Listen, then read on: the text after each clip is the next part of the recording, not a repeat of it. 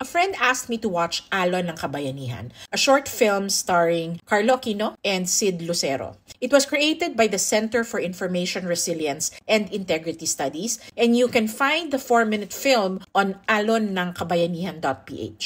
I am glad to finally get to watch it after putting it off for so long. Kasi parang sa isang idlap, ang dami nating bagong tinututukan. Corruption, baha.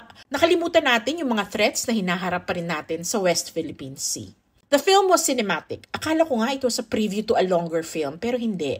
The story revolved around two brothers. Sid Lucero was a struggling fisherman who wanted to care for his family, and Carlo Aquino was a Coast Guard officer protecting our waters. Theirs was a quiet courage. Pangkaraniwang kagitingan, ika nga.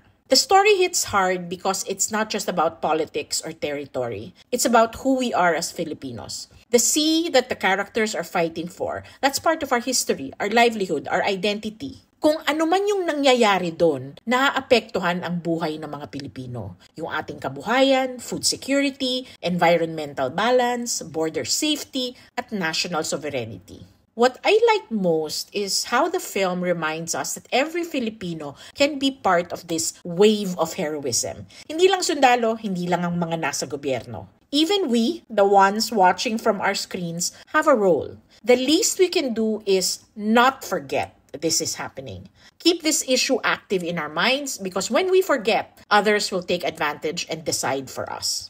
Towards the end, the characters break the fourth wall, talk to the camera, and ask all of us to help however we can. It turns superficial awareness into deeper personal reflection on what we can do.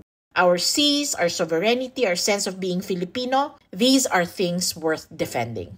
If you haven't watched Alon ng Kabayanihan, please do. One voice is just a ripple, but united, our voice can create waves that can turn the tide. O, diba? Meow meow.